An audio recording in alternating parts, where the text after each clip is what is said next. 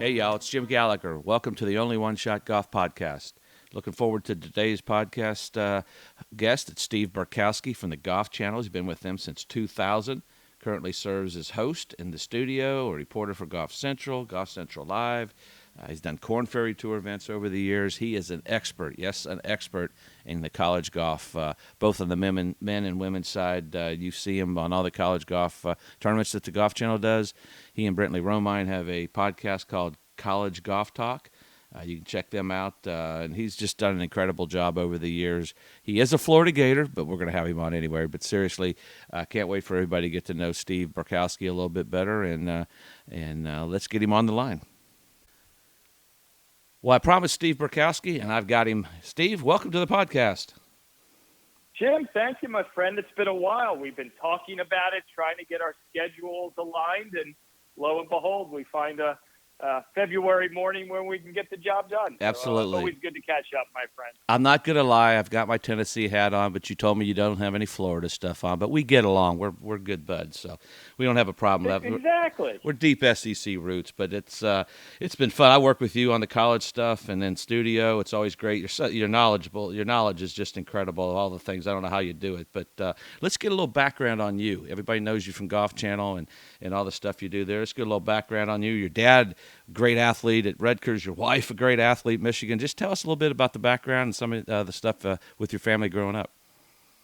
Yeah, I appreciate that. Yeah, I grew up in New Jersey, the pride of the Garden State, and it's not as bad of a place as people think. They land in Newark Airport and they say, "Oh, Jersey, it's a dump." It's not. It's No. really good. Loved growing up there. 18 years. As you referenced, my dad was a great athlete at Rutgers, MVP of the football team back in '56. So, enjoyed growing up in the Northeast, played a ton of sports. I mean, that's the thing that's so different now, Jim. Living in Florida, my boys, 7 and 9, it seems like they play everything continuously, where growing up in New Jersey, you had for me, I had soccer in the fall and basketball in the winter and golf in the spring. It was more calendar set from what I recall, but had a blast and had a decent high school career. I'll own it because only I caddied for my 9-year-old Luke at a UX Kids Junior event this past week. Had an absolute blast. Was so proud of him. Handled everything well. Played well for a kid that plays 5 sports. There's not a lot of time on the range for him, but I always share with him, in New Jersey, when we had high school tournaments, sometimes you would play some city schools that really had no golf background. Maybe they had 5 clubs in a bag, and to keep things going, there was a 10-shot limit, just to, hey, let's have some fun, and if you can't handle it, we'll keep moving on. And God's honest truth, my very first hole of high school golf, I never made it to the green and had already picked up. You did. Hit 10 shots. I was so nervous. I was not very good. And I can close my eyes and see that first hole at Ashbrook, and I was in my pocket.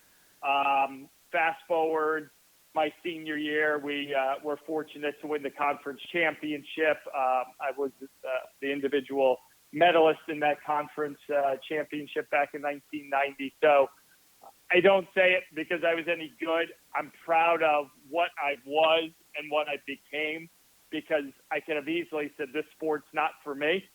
And I just found a way to get better and was a decent golfer coming out of New Jersey. Had these silly aspirations. I had Michael Jordan syndrome of, you don't want me, I'm going to show you want me. And I went to the University of Florida. Now, quick step back. I always wanted to be a sportscaster. Did you really? Okay. Oh, yeah. When I was 12 years old, my grandfather's still with us. I said, what do you have to do to be a sportscaster? He's like, well, you go to college, you major in journalism, et cetera, et cetera. I knew that moment in 5th or 6th grade what I was going to do, or at least what I thought I was going to do. Long story short, you look at schools, could have played at small schools, looked at Syracuse, 110 inches of snow, no thank you. Go to the University of Florida, top 10 journalism program. They were the number one team in the country. I was on campus for less than a week, and I realized quickly I better go to school because I will never, ever play golf at this school or at a high level. They were, as you know, a completely different type of athlete, of golfer. Ended up becoming best friends with Brian Gay. We were roommates. I remember I'd shoot 73, he'd shoot 61, and I said, "Okay, well, I'm going to go get a great degree, and I'm going to learn a lot of things." And you know what? I left there a much better golfer because you got to hang around Brian or Guy Hill or Chris Couch or Evan Hammer from the USGA now. These are guys that could shoot 68 blindfolded, which 30 years ago, you broke 70, you were playing really well. Yeah. So I had my fun. Buddy Alexander, the longtime coach there, let me hang with them. I think he always believed being roommates, like get these kids out of bed, make sure they go to class, keep them eligible, and you guys can have some fun. So I don't regret it for a second. Great relationships, great friendships. And going back to my grandfather's discussion, I was fortunate to leave UF with a journalism degree. And, I say the rest is history because Buddy actually got me an interview. I graduated in December of 94. He got me an interview 2 weeks before the Golf Channel even opened. And Tom Stein, the executive I met with, said, "Stay in touch. We don't know if this is even going to work. I don't want to move you down here. Go get a job, and we'll see what happens." So I went to South Carolina, Columbia, for 4.5 years. Sports radio was sort of taking shape and did stuff with the University of South Carolina. And I kept writing letters, Jim. Yeah. 4.5 years. I wrote letters twice a year to the 5 executives at Golf Channel. And finally, in early 2000, they called and had interviews, and lo and behold, 23 years later, they can't shake me. Well, it's great to hear those stories because people don't know. They always ask me, "How do you get in the business?" And I said, "I don't know." They handed me a mic. I started talking. You actually have a degree, and you actually understand it. But you mentioned something earlier that I'd love to talk about, and we talk about a lot on the air, is multiple sports and kids playing multiple sports. And I know there's a point where you've got to kind of choose as you get older. What's your take on multiple sports and kids like our junior golfers are listening and for their parents listening? What's your advice on them and playing multiple sports and excelling at golf as well? Play everything. Play everything. My 9-year-old Luke, flag football, lacrosse, soccer, basketball. Again, this was his first U.S. Kids Junior event in maybe 2 years. Not because he didn't want to, there just wasn't a lot of time, and it was at our home course. And I go down this road because we ended up getting paired with another 9-year-old who shot 35. Wow. If he makes anything, he shoots 31 or 32. And, hey, I'm proud of Luke. He shot 52. He made a 9 on the first hole. He was nervous. He settled in. And, Jim, this kid, phenomenal player, literally hitting it 160 in the air, 170 in the air, 9 years old. Wow. And Luke kept watching him and saying, "Dad, this kid's good." I said, "He sure is." And I said, "Hey, Peter, how much do you play? How much practice do you have with golf?" And he said, "Oh, I practice 3 to 4 hours a day." Oh. And I looked at Luke. I said, "We haven't practiced 3 to 4 hours in a year." Yeah. So I said, there's your answer. And I'm not saying they're doing it the wrong way. Right. I just feel like, where are we going with a 9-year-old and even if he wants to do it 3 or 4 hours a day? You referenced my wife as a great runner. 25 years ago, she was the Tiger Woods of distance running, greatest female distance runner in the country. I defer to her. She knows what this all takes. And it's funny, as we go to lacrosse or soccer or whatever sport our kids are playing, and we see some of those parents, Jim. We've all seen those parents. Oh, yeah. And she always she'll nudge me. She's like, should I tell him now how this is going to end up, or should I let him see what's going to happen? Because she says it perfectly. You can do all the training, all the camps, all the activities you want. If it does not burn from within your child, you're wasting your time.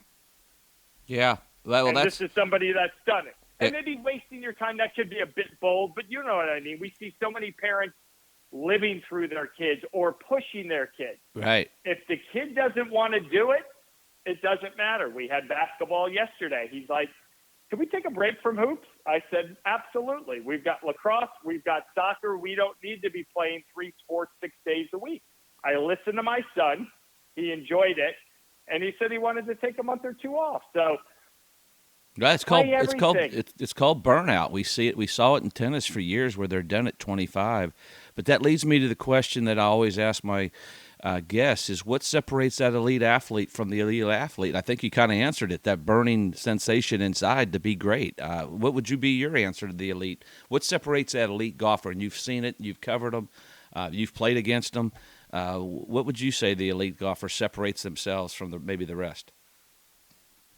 I mean, for years, having the chance to watch Jordan Spieth, and I wasn't around watching Tiger during his heyday, so he's obviously the exception. But I would watch Jordan Spieth when he was 14 and 15. I was at both his junior amateur wins, and I would be like, goodness gracious, there's just something different there.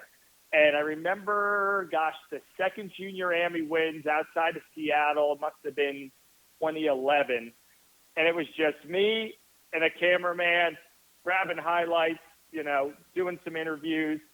And the second or third round match, Jordan, it just looked different, Jim. It was these 3-quarter chip shots. And I'm like, gosh, I wonder if he's hurt or what's going on. He wins. I interview him. He's 16, 17 years old. And then when we're done with the interview, I said, what in the world was that? He's like, what do you mean? I said, what were these little butt shots you were hitting down the fairway? And he's like, I knew on the range I didn't have it today, so I needed to find something to make sure I was going to win the match. That's special to me. The awareness of, okay, and we see it all the time, Jim. These kids want to cut corners, fire at every flag stick. Jordan Spieth at that age knew I better find a different way to get around the golf course today because it just wasn't there. I had never seen a teenager do that, verbalize it, be aware of it, and I had been on the bandwagon for so long. I remember telling Frank Nobilo, that 2011 Walker Cup team, everyone was like, who's going to be the star? Uline, Cantlay, English, Patrick Rogers. The list goes on. I said, Jordan Spieth's the greatest teenager I've ever seen play golf. Wow. And then 3 years later, he's number one in the world that had won the Masters. Yeah. So, and I'm not saying it because, oh, look at me, I'm right. It answers your question of it's that intangible, that awareness of what is it going to take to get there? What is it going to take on this particular day? I go back to my wife, Kate, in high school. She lost the state championship, 5,000 meters in Ohio by 3/100ths of a second. Oh gosh. She never lost again. Mm. She said the feeling of losing made her so miserable. She was going to do everything in her power to never lose again. 16-time state champ, 4-time All-American in high school. In that same race as a freshman that she lost by 3/100ths of a second, her senior year she won by 1 minute and 46 seconds. There you go. That's elite. So, it's just that, how are you going to react to losing? What are you going to do when things are bad? I love Kate to death.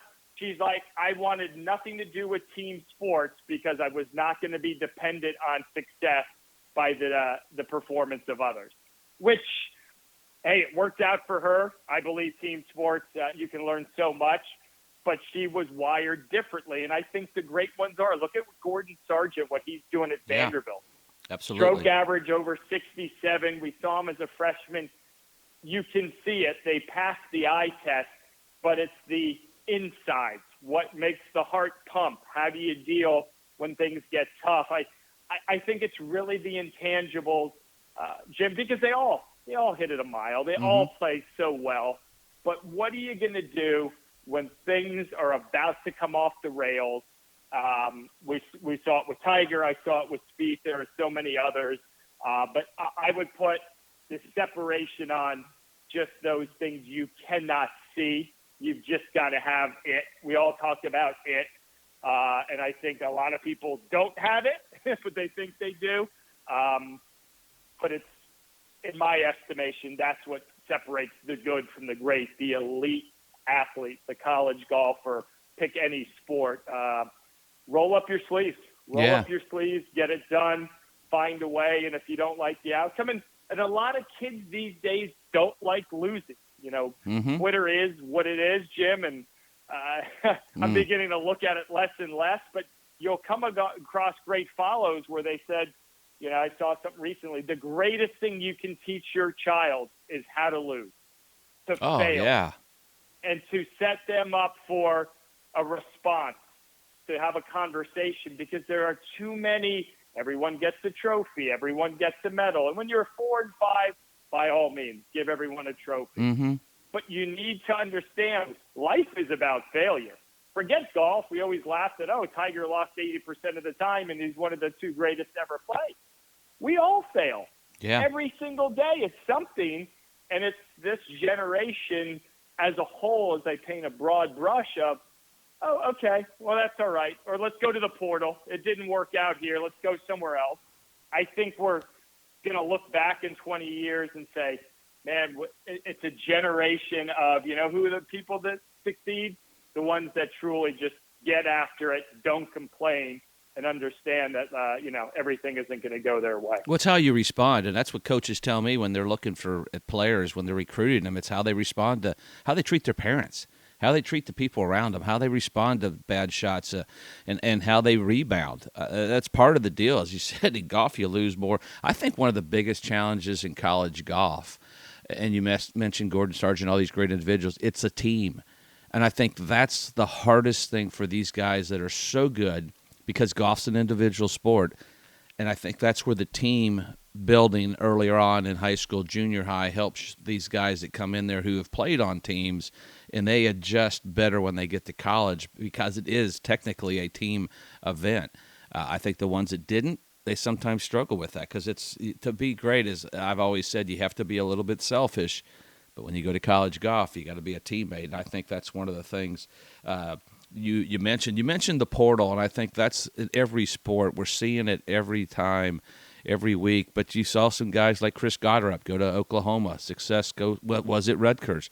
The portal's been a big change, and we're seeing it in college golf. And these coaches are having to pay attention to. You mentioned a little bit. What's your opinion on the portal? Goddard's a great example that I can live with it from the standpoint he did his 4 years at Rutgers. As a Jersey guy, I would have loved to see him stay there, but he blossomed. He played a bigger, bolder schedule going to Oklahoma.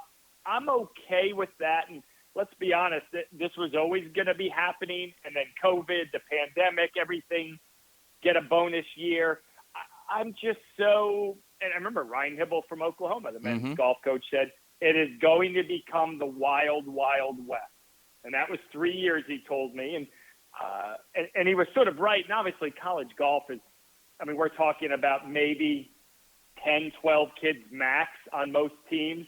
But it's the college football, the college basketball where, a kid goes for a year. He's a 5-star quarterback, and he's third string. He does it. I'm going to transfer. Yeah. Why? You made a commitment. No, hey, don't get me wrong. There are situations, maybe a coaching change, something happens. I'll give the benefit of the doubt. But I think I read something, a couple of thousand college athletes, if not just college football players, entered the portal in the last 2 years. Yeah. I think it's ridiculous, in my opinion, and I'm an old school guy. People will lambaste me for not thinking ahead, but I was always under the premise of if you get a full scholarship to a great school, you won. Yeah. You won. They're making a commitment to you and vice versa. Now things have changed. I had a conversation with someone, obviously as a Gator, Tim Tebow. Could you imagine the millions Florida made off of him, his likeness? Whether you like him or not, you hate the Gators. He's a good guy. Great He's guy. a pretty good role model for parents to say, Tim Tebow does it the right way. So I get the whole likeness, name, image, but my biggest stink is how can it be equitable for Tim Tebow and then the backup setter on the girls' volleyball team? No, that's going to be the problem. That's going to be the issue in the smaller schools in their fan base. They don't have the cash, and it'll separate everything. It's the wild, wild west. Whether it's the NIL, and I don't have a problem with people doing it. I'm with you. There are circumstances where maybe it didn't work out and they can transfer, but for the most part, you got to kind of gut it out. And things change. Coach, they may be, and I always tell kids when they're being recruited, when you're being recruited, they're serving you filet and lobster. And when you get there, you may be serving it. So, I mean, it's kind of like that. That may be an extreme and a kind of a brutal way of looking at it, but they're recruiting you to get there. And things aren't always the same way as in the recruiting process. You don't always know. And I think that's part. And I think with these kids now, they talk, they text each other. They know what the coaches are like. They already know the background where when I was being recruited, and even you talking about, you're younger than I am, but still, we didn't have that access. It was a letter in the mail. We didn't have access. You could call your buddies, but it wasn't like it is now, where they have that instant togetherness and they can talk about things. And I think I think these practice facilities these schools are putting in are a big part of college recruiting in golf. What are some of the changes you've seen just in TV? What are some of the changes you've seen just in the last 5 or 8 years of covering college golf, and where we are now from where we were 5 or 8 years ago? Oh, it's phenomenal. And let me quickly button up the transfer thing. It just jumped into my mind. Back in the day, you transferred. You sat out a year, and if you transferred within your conference, you sat out for 2. That doesn't seem to be an issue anymore, kids. Brian Stark goes from Oklahoma State to Texas, and he's playing. Right. That's not a knock on Brian Stark. Those are the rules these days. You're not giving them a reason to say, ooh, do I really want to do this and sit out for a year or 2? I'll end that at that. The growth, I think you hit it. When you look at the facilities, when I talk to coaches and the kids, I've always heard, where are we practicing? Where are we playing? What does our schedule look like? So if it's the Demergent Center at Illinois that Mike Small has created a Midwest monster, and especially those colder schools, whether it's Michigan, Northwestern, Ohio State, they've got boosters and donors giving millions of dollars, and that's magnificent. I've had a chance to see a handful of them. So you can now theoretically recruit kids that, hey, maybe it's cold, but we've got to set up that during those winter months, we're still going to be working on our game. Georgia always pops out to me. I remember 10, 15 years ago seeing what they had done, and there were always rumblings that the week before the Masters, Phil Mickelson would go practice at the University of Georgia because they had 3 different types of grass and greens and similarities, as close as you could ever get to Augusta National Golf Club. But that's what these kids want. I call them kids because they're kids, and you and I are old, so we can call them that. But yeah, exactly. That didn't exist 20, 30 years ago when I was in college, or if it did, it was, minute. I mean, look at what Oklahoma State built at Karsten Creek, even though it's quote unquote not a university facility. It is. It's for the golf team, among others. And Karsten Creek is, you drive through that meandering half mile of trees and voila. How would you not likely become a better golfer by going to places like this? And we haven't even hit on the technology side of it. TrackMan, all these machines that look at spin rate, et cetera. It's obviously it's a good thing. I just feel like golf as a whole is getting inundated by the numbers of what's this and what's this and what's. I mean, Jimmy, you played in the Ryder Cup. You won multiple times out there. You probably looked at a book. You throw up a piece of grass sometimes, and you hit the shot. Yeah, and I think that's what we see even on the PGA Tour. They're using analytics, but they understand it. I look at it going like, whoa, if I had that much going on in my brain, I'd have some serious issues. But they've grown up watching it even from a young age. You mentioned also facilities. They've got putting greens that will move for changing the break. I mean, the money that they're being spent. But don't you think there's pressure now on coaches and even the teams to perform because they've invested all this money? Where in the past, I say college golf's a job. It's a full-time job. So the kids that are out there listening and they want to play, and I hope you do, and I hope you all make it, but it's not going to be as easy as you think. It's not going to be golden. It's going to be a hard job. But don't you think there's so much more pressure because of the investment these schools have made? Oh, without a doubt. I mean, go back to the days you were in college. I was in college. Like, hey, how'd we do? Oh, the golf team finished. Oh, great, good job. Now you go to Greyhawk and you'll see athletic directors there or associate athletic directors there. I never saw that 10 or 20 years ago, and there are multiple people engaged in the program because you get to the highest level. You're looking at coaches that are making $200,000, $300,000, $400,000 a year, which is a really nice salary. No disrespect for a college golf coach, and I say that because it's a program that makes no money. Football supplies it all. So you're getting these schools committing in, I won't name names, but in some of the recent contract renewals or coaching changes, you're looking at coaches getting 5, 7, maybe even a 10-year deal worth $2, $3, $4 million. Break it down. There's how you get your $200,000, $300,000, $400,000 a year. So that's not something we just snuff at anymore. It's like, okay, we're committing to you. We're going to commit to X amount to build the facility or help improve what's already there. So I feel like the leash is a little shorter. I think the changing of the guard is just about gone. And it's no disrespect to the legendary guys that were at a lot of schools for 20, 30, 40 years.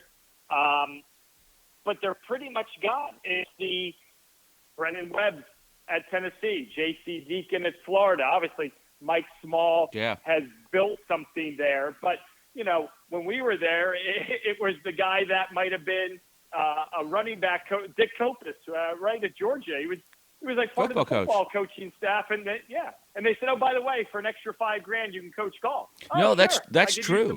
I mean, we won the SEC, and our athletic director did really good. That's great. Now, I'm not trying to pick on our old athletic director, but it was not important.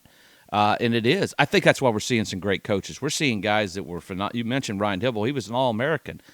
He was a great football player. His brother played at Oklahoma. I mean, we're seeing great coaches, and you mentioned a few that are out there, these young guys. They were ex-players. They're coming in there. They're making some money, and good for them. But there's pressure on those guys to perform. Don't think there's not. Great, you're getting paid, but you're getting paid with some pressures of performing with 18 to 22-year-old kids. But it is amazing how it's changed, good or bad. I just know that working out, I know watching two of my girls play, and I mention it every time, they're up at 6 o'clock in the morning. They're working out 4 or 5 days a week. They're going to class. They're coming back. They're practicing. They don't have a life. They don't get to maybe enjoy the college life. And that's why for my girls, I was hoping they would join a sorority to have a normal life. Some coaches are against that. They want to be strictly 100% golf. But I still think the kids have to be able to enjoy the life and behave, but enjoy the life and enjoy that experience of college as well. But it's a full-time job for these guys and gals that are playing. And I just think it's amazing to see where it is. And we mentioned, I mean, it's been years now they've been playing match play. And I remember they were against it, some of them, because it didn't separate those teams. But I think it's been exciting to watch the match play for the national championship. Now we're seing conferences doing it. What's been your opinion on that, and how you think it's kind of evolved over the last few years? Yeah, it's a game changer. What do we go back to? I think it's 2009 for the men.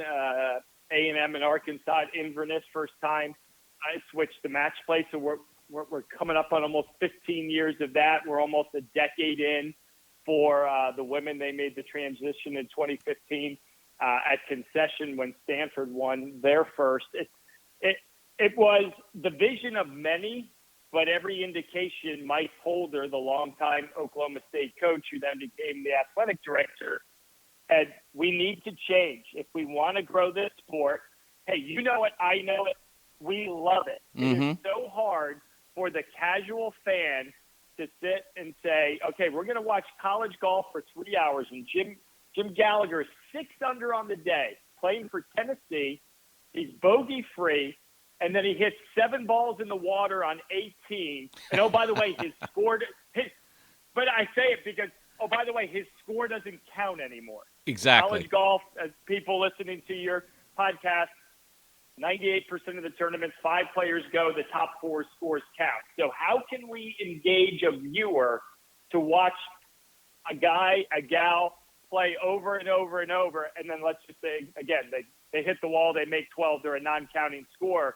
The casual golf fan's going to be like, well, what do you mean they don't count anymore? Yeah, so true. Mike Holder and that group had the vision to say, match play. It's one-on-one. It's back and forth. And there was a lot of, well, this is not what we do all year. This isn't the best way to determine it. And I'll give Mike credit because making that switch cost Oklahoma State 2 or 3 national championships because they had blitzed the field in stroke play and then either lost in the quarters, semis, or the final. So does the best team always win? No, seldom does the best team win.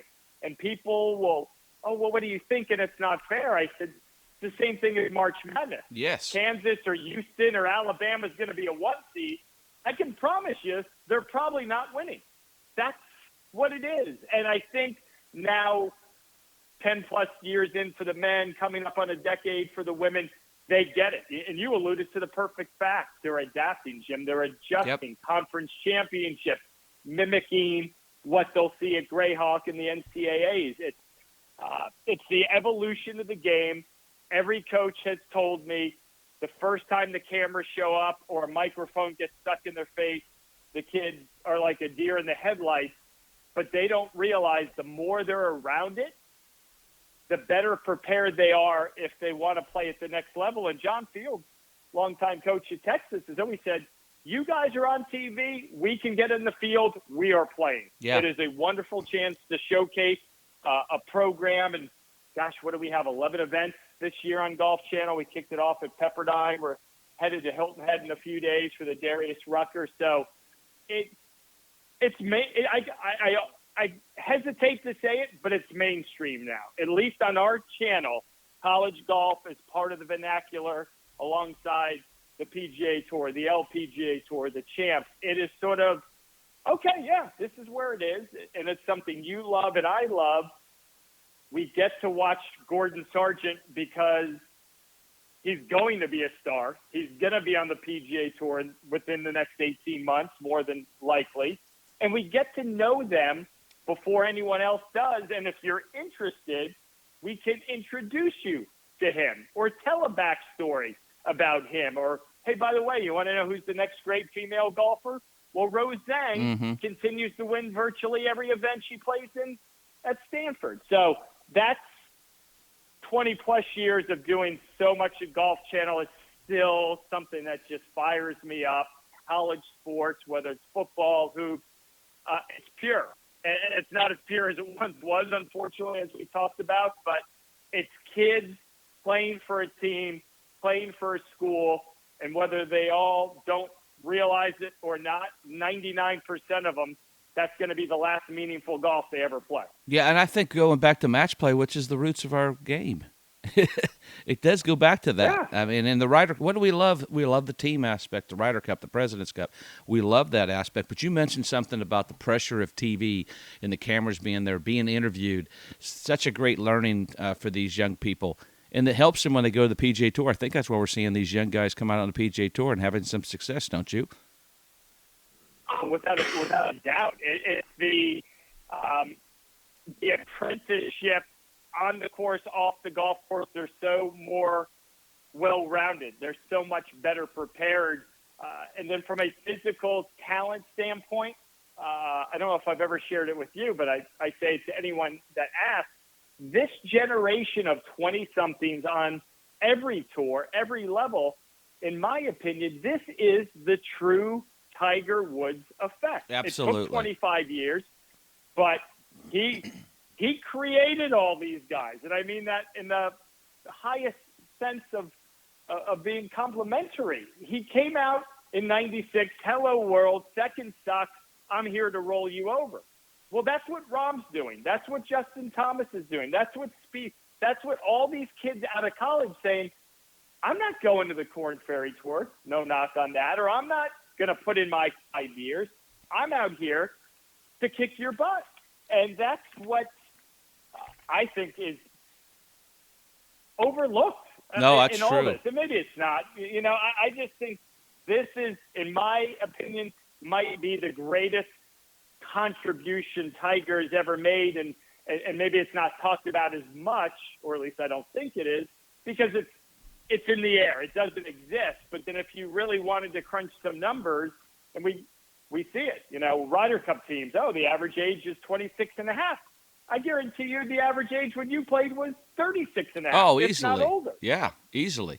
And I think it's also the women's game. They watch Tiger. I mean, of course, you got Savory Park and some of the greats that helped in the LPGA, but a lot of these kids, boys and girls, they watched it. They learned.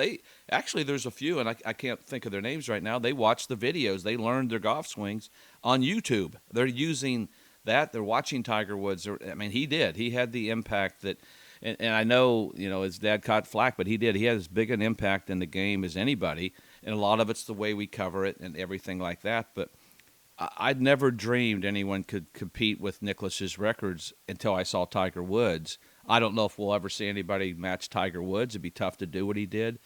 But, man, I was covering him when I was working USA Network and watching him play, and, I mean, it was just phenomenal. But the impact that we're seeing now in 2023 is phenomenal on what he's doing, and I think there's no doubt it's the Tiger Woods effect.